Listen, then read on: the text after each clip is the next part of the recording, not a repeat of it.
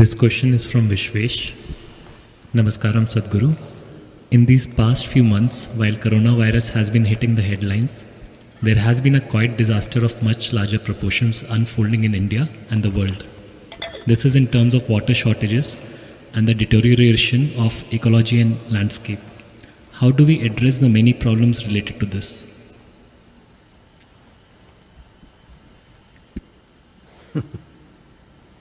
Well, water shortages are there, but fortunately this year, almost across the country except a few patches, there have been summer rains. Because of that, there is a little bit of relief. It's not gone into extreme conditions. Usually in the month of May, right now it's mid-May, every drop of water that is in the open in the form of lakes and ponds and everything would have dried up in this season. But this year, fortunately, or maybe because pollution levels are so low in the air, there has been enough rain. I remember when I was a child, through the summer, they would say, "Today is Ugadi, Ugadi rain will happen." Always it happened. It's getting a little hot in the month of March, they will say Ugadi is coming, it's a festival, it's a Telugu and Kannada New Year's Day. They'll say, on Ugadi day or the next day it will rain. Always it rained. All those patterns which existed have been seriously disturbed. Probably one of the reasons is the heat in the air. The number of machines, automobiles and factories and everything functioning. This year probably the pattern is coming back sort of. Maybe, I'm just guessing, maybe because not so much smoke and heat in the air, possible. So, today there is only one problem, we have forgotten all other problems in the world. There's only one problem, virus problem, but there are so many other problems. One of them is ecological degradation, serious degradation that's happening in the world. As a part of this, whether it's economic degradation or virus today or another pandemic after 10 years or whatever, in case whatever happens, one important thing is, we've been talking about this for over 20 years, I've been talking about it, that is at least 30% of the human diet should come from trees. If 30% of human diet becomes fruit, well, this is a wild guess, probably maybe 20 to 30% of pharmaceutical consumption will go down, load on the healthcare systems will go down, people will be much more agile, smarter, better in every way. But we have not invested in that enough. It's beginning to happen, but not enough. In the West, like in Europe, America, there's lots of fruit, but with almost nothing in it. Because it's grown in such a way, it is engineered in such a way, that fruit it's better not to eat it. This is a country, being a tropical nation, from Kanyakumari to Kashmir, every kind of fruit that you can imagine. Unfortunately, most of them have gone out of the market, many traditional fruits in this country, which are super healthy for people to consume, has gone out, we need to bring it back. Today fruit means everybody thinks apple, banana and one more thing and one more thing. No, tropical nation has hundreds of fruits to be eaten in every season. We need to bring it back. This is a food security for future. If you are growing only this, right now the pandemic is hitting you.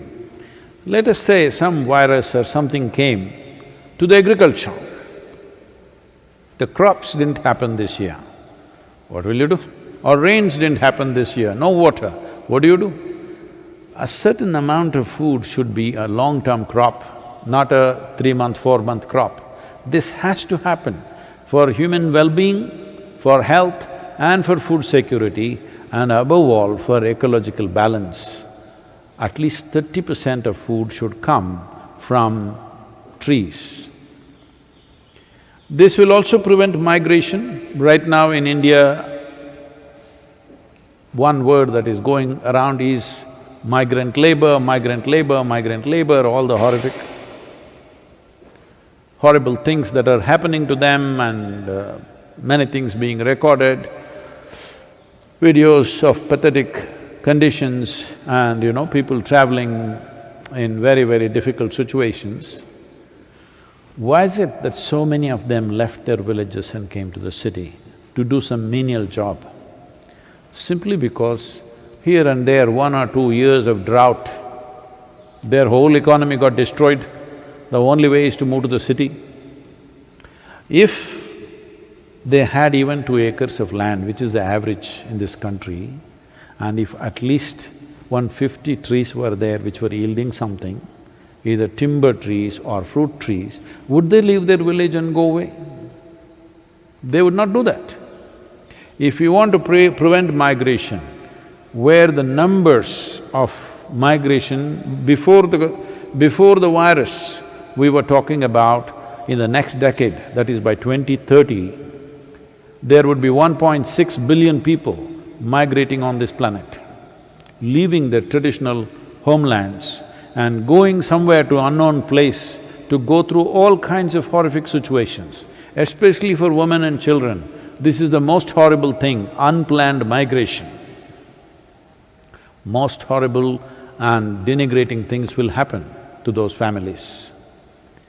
So, in India, it is estimated over 200 million people will migrate in the next 10 years. And you have seen the slums in Mumbai, almost every city. If that multiplies many-fold, there is nothing you can do about them. Once they come and settle down, it will be absolutely inhuman to move them or mow their little huts or shacks down. It's a terrible thing to do. So, one simple way to restrict migration is that there must be tree cultivation. Agroforestry is a significant effort in this direction. We are doing this work in the Kaveri basin, but it needs to happen across the world for ecological balance, for watershed management, for food security, and to restrict migration. Long-term crops must be there on the land, only then this will happen. And above all, to maintain biodiversity, without which all these things will not happen. So is it so difficult to do it? It is not. It is just that still it has not come into the policy of most nations to act decisively in this direction. In India, the government has taken some steps, but being a concurrent subject, agriculture and water resources being a concurrent subject between the central government and the state governments, different states are acting at different levels of intensity, though the recommendation policy recommendation has already happened at the center. States are going at their own pace, because the central government doesn't have a geography of its own. It is the states which have land, they have to do it. Some states are going well, others are going slow. Now with virus, everything is forgotten, the only news is virus. Now this migrant labor problem and the atrocities that they are going through in terms of their suffering must be a good lesson for us to understand that we must limit this. It will be limited not by controlling them by force, but by making living in a village must be lucrative for them. There must be a livelihood, then they will not move into the cities. So, this is a major issue on the planet. So this is the reason why we're in the process of launching this conscious planet movement. The basic idea behind this is 60% of the franchise, 60% of the population which holds franchise, which has the power to elect governments, which amounts to about 3 billion people, must become conscious of this. And we want to make sure every political party, the top 3 political parties in the country which could get elected, we want to make sure in their manifestos, election manifestos, if not number 1 item, at least number 2 item must be ecological concerns. If we do this, in another 10-15 years, budgets will get invested, serious budgets, and government machinery will get invested and it will start moving that way. Because these things cannot be done overnight. These things have to be pushed and pushed and pushed so that slowly it moves in that direction. Policy change must happen. Policies may go unimplemented, but it doesn't matter. First, policy change should happen. Only if it's there in the policy can you put pressure on the governments. If it's not there in the policy, you have no business to put pressure on the government because it's not a part of their policy. So first thing is policy. Policy changes must happen for every latitudinal region in terms of equatorial, tropical, subtropical and temperate regions. We have different prescription as to what should happen there. 5 simple things that must happen. Every citizen must be aware of it. That's what we are looking at. But with this virus, the events that we were planning have to be put off quite indefinitely. So we are looking at alternate ways of doing this. And right now the Colombian government, Global Landscapes Forum is also looking at this, and we are seeing how to, nudge all these different platforms in the world to move towards policy change in the world. Well, some countries may not cooperate, but it's okay. Even if you move 60 to 70% of the nations in policy in a certain direction, it's a huge change. They are saying, whatever emissions we have done into the atmosphere through automobiles and factories and whatever, there is some number of gigatons of carbon that's gone out. If you plant 1 trillion trees, and if they become 15-year-old, trillion trees, that entire thing that you let out in the last 50 years will be absorbed by these trees. That is the calculation the scientists are making. Planting 1 trillion trees is not a problem. When we are planting 2.4 billion trees, in Kaveri Basin alone, planting 1 trillion trees, engaging the world's population is not big anyway. Now with the virus, a whole lot of us are going to be unemployed, at least we must plant trees.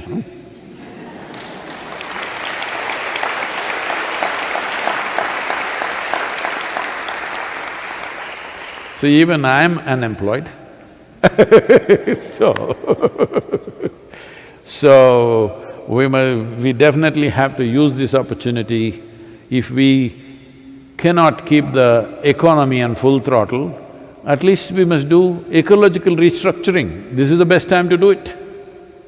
Economy is going slow, we can as well do ecological restructuring to whatever extent we can. There are many things to be done, not just the planting of trees, but bringing the world's soil under shade is a very, very important aspect.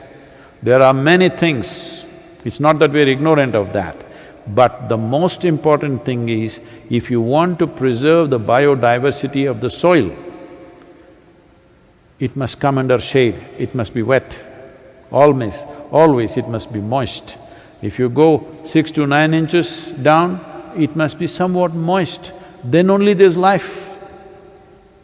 Otherwise, all the microorganisms and other things which make this earth rich will go. When we say soil, it's not a very big affair. It is only 39 inches on an average. Here, this is why this land is considered a gold mine for people who want to live here, because this is one of the few places where our topsoil goes up to 20 feet. On an average, the world has only 39 inches of topsoil. 39 inches is not very difficult to tend to, isn't it? All you have to do is put enough organic content in it. Trees, leaves and the other green litter that comes from it is most vital. Of course, animals are also important, but right now,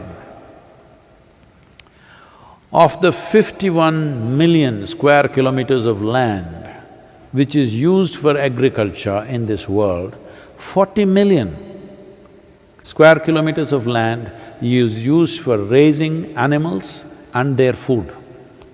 That is 77% of the agricultural land is being used for raising animals.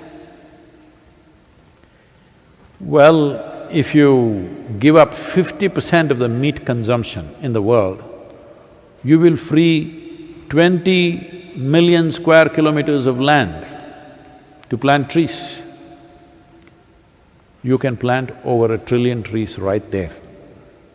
It's not difficult to do if there is a policy.